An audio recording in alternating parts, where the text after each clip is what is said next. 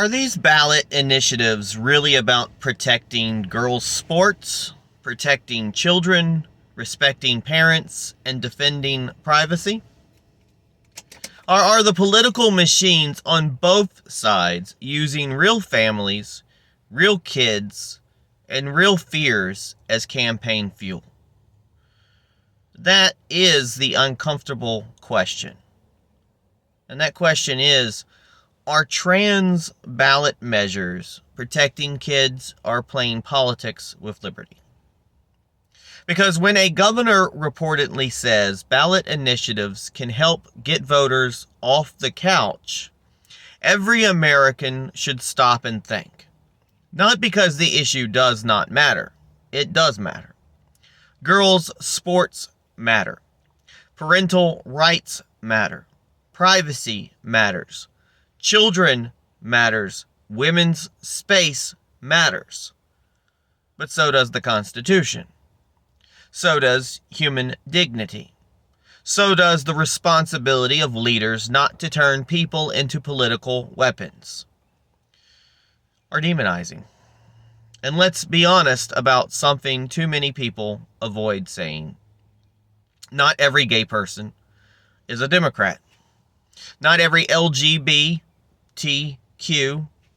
American wants to be used as a campaign mascot for the political left. Not every gay conservative, gay independent, or moderate LGBTQ voter believes that government should force one ideological view onto schools, sports, parents, churches, families, or local communities. But we also do not want politicians on the right using LGBTQ people, transgender people, women, parents, or children as turnout tools. And that is where this conversation has to begin. Welcome back, and I am Peter Boykin. It's Go Right with Peter Boykin. I'm your Constitutionalist for Liberty. You can find out more about my work on GoRightNews.com, PeterBoykin.com, and check out the music at GoRightMusic.com. Also, I update Gay Right News, Go Right, gaysfortrump.org, and Gays for Liberty as well. Now the story we are responding to comes from LGBTQ Nation, and this, it is a left-leaning, most of them are. I am probably the only one that's really a right-leaning gay news type organization as well, but I usually don't do as much news. I'm trying to step up on my news on that angle. Some people might like it, some people might not. I mean, I do news for everybody. So that article itself, it says it was originally appeared in Mother Jones. It was written by Madison Pauly and published under the headline, "Are Anti-Trans Ballots Initiatives Being Used as Republican Ballot Candy?" So yes, the original framing comes from a left-leaning LGBTQ and progressive media environment. That does matter. We should be honest about the lens. But being honest about the source does not mean we ignore the facts it reports. There's some facts. There's always some facts. Here on Go Right, we are going to take the information, we're going to quote the major sources, and bring it into a constitutional, moderate, liberty-minded viewpoint. Thanks for tuning in and keeping tuning in. Please share this. Please let everybody know. Please follow the platforms we're on. Because the real question is not whether the left can accuse the right of hate, and it is not whether the right can accuse the left of destroying women's places or spaces. The real question is this: how do we protect fairness, privacy, parental rights, free speech, women's sports, children, and human dignity without letting government or political campaigns turn Americans against each other? I think I'm one of the only people, and I'm sure there's other people out here, who are trying to preach, let's fix things. Let's quit pitting people against each other. This isn't a left or right thing. When I say go right, it's about doing right, being right, thinking right, voting right. And then you're going to go right. According to the LGBTQ Nation article republished from Mother Jones, several states are seeing the transgender-related ballot measures involving school sports, bathrooms, locker rooms, and medical treatments for minors. The article names states such as Colorado, Maine, Missouri, Washington, Nebraska, Arizona, and Nevada. And I live in North Carolina, and we've had a few share of things as well here, as places where these measures are either already approved for the ballot or being pushed forward. One of the biggest examples comes out of Nevada. The article cites reporting from the Nevada Independent, which obtained recordings of Nevada Governor Joe Lombardo speaking to donors. According to that reporting, Lombardo said, quote, "We have a couple of ballot initiatives we're going to initiate in order to get voters out." One of those initiatives he described as men and women's sports. Now, the article also quotes him as saying that's going to get people out to vote. Now, from a constitutional viewpoint, that is where we should pause. Because if a law is necessary, defend it on principle. If a policy protects fairness, explain it clearly. If the concern is women's sports, privacy, or minors receiving life-altering medical treatment, then make the argument honestly. But do not hide behind children while privately treating the issue like campaign candy. That's not leadership. That just ends up being political strategy. And both sides do this. The left often uses the LGBT community, or people, as emotional shields for broad government control. DEI, which is becoming a dirty phrase now, but I still say if you break it up to diversity and equality and not inclusion, well, actually, diversity, inclusion, not equity, but use equality, then there's nothing wrong with it. But they do DEI in bureaucracy. You saw what went on in Biden's bureau. Donald Trump, folks, has a lot of gays that work for him. They're just not the type of gays that they pushed under Biden. They used it to they used LGBT to compel speech and for cultural enforcement. I, for one, know this. I just did an article. I did an interview, and I was on LGBTQ Nation. I did an interview. I think it was Uncloseted Media or something like that, and I'm getting attacked for my views about Donald Trump. They wanted me to throw up Donald Trump and get rid of Donald Trump, and I'm like, you got to find a better candidate. If you really want me on your side, you got to find a better candidate. Donald Trump is still the best for our community, even though we have a lot of people that I do not agree with on my own political side. And that's my right as a Republican. It's your right out there as a Democrat. We have the right to question our leaders. Now, the right can sometimes use transgender issues as a shortcut to outrage, fundraising, and turnout.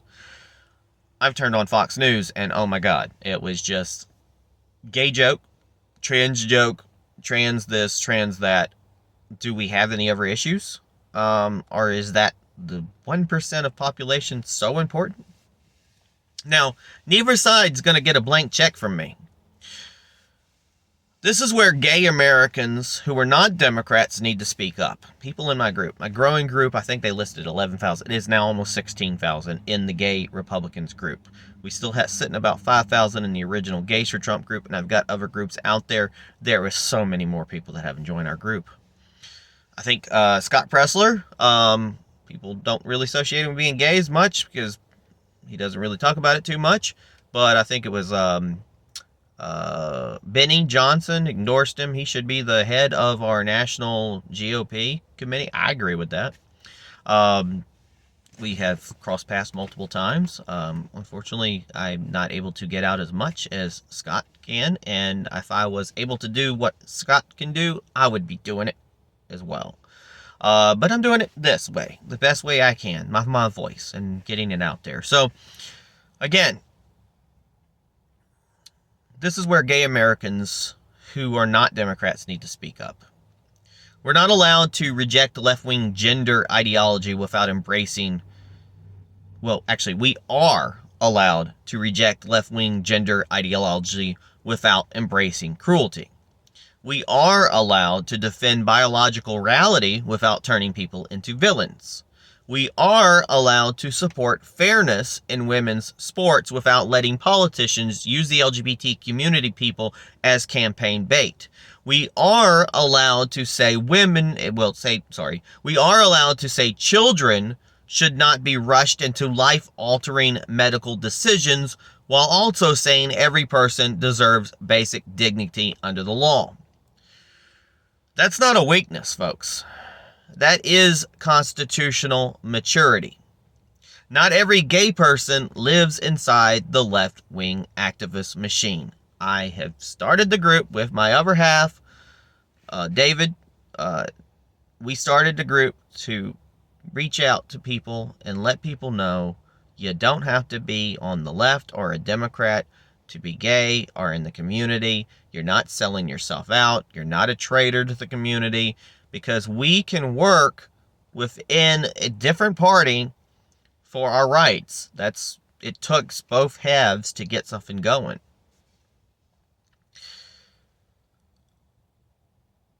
Now, not every LGBTQ person wants a rainbow politics wrapped up around bigger government all the time. Not every gay conservative believes the answer to cultural confusion is more federal control, more lawsuits, or more law censorship, or more political targeting. Some of us believe in liberty. Some of us believe in parents. Some of us believe in biology. Some of us believe in women's sports. Some of us believe in local control. And some of us believe that constitutional conservatives must be disciplined enough not to dehumanize people while defending truth. That's what's missing. That's what's missing. And that is the missing voice in this debate. Now, that article I talked about, it quoted Quentin Savinoir, a director of programs and strategy at the left-leaning Ballot Initiative Strategy Center, who said, "This is absolutely being used as ballot candy." Now, we should recognize the source. Ballot Initiative Strategy Center is described in the article as left-leaning. That means its framing is going to be critical of Republicans. But the quote still raises a valid constitutional concern. If any political party is using emotional social issues to manipulate voters instead of solving questions and problems, solving problems, we can solve the questions by making people shut up, right? This is what people are trying to do all the time. That's what's preventing our free speech. But again, if any political party is using emotional social issues to manipulate voters instead of solve problems, voters deserve to know that. The article also points to polling from Pew Research Center Gallup and other public opinion research to argue that voters often support equal treatment and non-discrimination in general, while also becoming more cautious or conservative on specific questions like girls' sports and medical treatments for minors.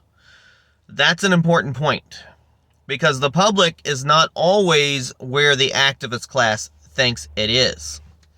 Just ask the Latinos, who don't like to be called Latinx.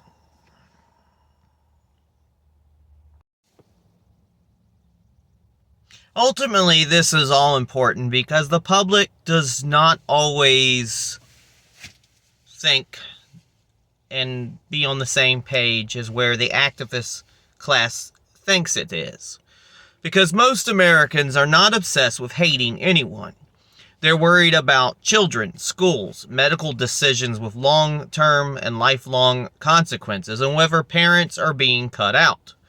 Those concerns should not be dismissed as bigotry, but they should not be exploited by campaign consultants either. And both things can be true. In Missouri, the LGBTQ Nation and Mother Jones report says that Republican lawmakers proposed a constitutional amendment that would restrict abortion again while also banning puberty blockers and hormone therapy for minors with gender dysphoria. Now, the report cites the Missouri Secretary of State, Missouri House documents, LegScan, and polling from St. Louis University and YouGov. According to that polling, only 43% supported outlawing abortion in early pregnancy, while about 2/3 supported banning gender transition treatments for minors. And that tells us something serious. The issue of minors receiving gender-related medical treatment is politically powerful because many Americans see children differently than adults, which they are, and they should. Children are not adults. Parents matter. Long-term consequences matter. Medical caution matters. But when those concerns are bundled into larger political fights, voters should ask whether the policy is being written to protect children or kids or just to win elections. In Nebraska, the report points out that a law already bans trans girls from girls' school sports. It also cites NBC News reporting that fewer than 10 trans students participated in Nebraska school sports, either boys or girls sports, between 2015 and 2025. So the fair question is, if the issue already has a law and the number affected is so small, why push a constitutional amendment? Which brings me to the fact in thinking about how many people are trying to do like term limits and constitutional amendments on that, but yet that push has been going on for so long, but yet all of a sudden all day long we want to do something that's already been taken care of, but they keep bringing it up like it's such a giant epidemic. It makes no sense. The report quotes Nebraska State Senator Kathleen Caffall telling Nebraska Public Media, quote, "One of the things we always worry about when we pass a law is that it can be unpassed." Now that quote matters because putting something into a state constitution is not a small step. A law can be debated, adjusted, narrowed, corrected, or repealed. A constitutional amendment is far more permanent. I wish people would understand that about our federal constitutional amendments. Now, the same report also cites the Nebraska Examiner, which examined possible links between Restore the Good Life Incorporated, Senator Pete Ricketts, and the group Fairness for Girls. According to the report, Restore the Good Life provided $1.6 million to the group gathering signatures for the constitutional amendment. Voters should always be cautious with dark money, whether it comes from the right or left. You need to follow the money, follow the language, follow the political timing.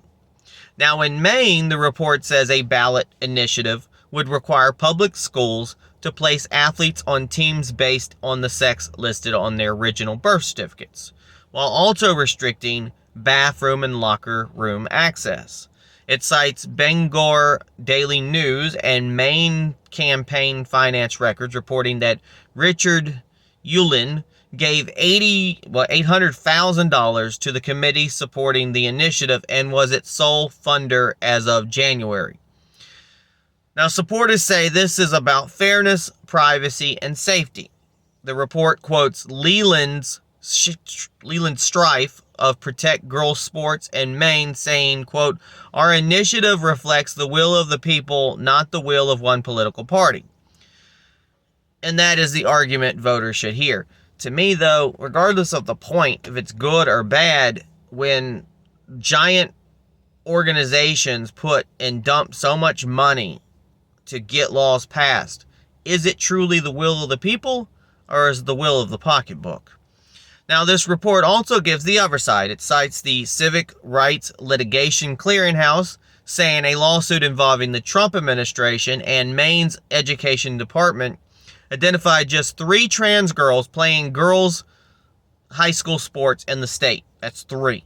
It also quotes Desti Hoffman-Sprague of the Maine Women's Lobby saying, quote, "We really want Mainers to understand that this is not about sports. It's about a national extremist attempt to take over main politics and drive the conversation in November. Again, regardless of how you stand on these issues, are they just throwing us into it just for votes? And that's what we're talking about. Now, that is the left's framing. But the constitutional question remains fair. Are voters being asked to solve real policy problems, or are they asked to constitutionalize a campaign talking point? Again, are they wasting time on things that can be solved easily, or actually trying to tackle things that are difficult to solve and that need to be taken care of? We're spending so much time. Here in North Carolina, they spend so much time trying to remove so-called DEI and everything, they can't even pass a budget. That's the sad thing. From a constitutional viewpoint, this should not begin with rage. It should begin with limits. Government should not force people to deny biological reality. Government should not compel speech. Government should not erase women's spaces without public debate. Government should not cut parents out of decisions involving their own children. Government should not allow life-altering decisions for minors to be pushed without serious scrutiny, parental involvement, and long-term accountability. But government should also not use broad language to punish ordinary people, silence local communities, or turn vulnerable teenagers into permanent political targets. That is the balance. Protect girls' sports, protect privacy, protect children, respect parents, respect free speech, respect women, respect local communities, but do it with narrow, clear constitutional policy. Do not write law so broadly that they become cultural weapons. Do not turn every school issue into a national campaign grenade. Do not treat every transgender person as a threat. And do not let left-wing activists claim that every concern about sports, bathrooms, minors, or parental rights is automatically hate. Nationally, this issue is already a political battlefield. The report references President Donald Trump, Maine Governor Janet Mills, Senator Suzanne Collins, Senator Pete Riggets, Dan Osborne, and Graham Plattner. It quotes Governor Mills responding to Trump's threat over federal funding by saying, quote, "see you in court." It also quotes Trump saying, "I look forward to that," before telling her, "enjoy your life after governor, because I don't think you'll be in elected politics." Now that exchange shows how fast these issues become national power struggles. At the state and local level, especially here in North Carolina, this debate should be handled with care. Local school boards, parents, coaches, families, and communities should not be bullied by national activist groups from either side. North Carolina families deserve honest policy, not political theater. Now here's my ultimate go-right perspective. This should not be about left versus right. It should be about constitutional order versus political exploitation. How do we protect girls' sports, privacy, minors, parental rights, and free speech without turning government into a machine that targets unpopular groups for political gain? That is where constitutional conservatives must lead differently. We do not need to surrender common sense to the left. We do not need to let activists redefine reality. We also do not need to dehumanize people to win elections. Yes, protect women's sports. Yes, protect children. Yes, protect parents. Yes, protect privacy. Yes, protect biological truth. But also protect the principle that every American still has dignity under the law.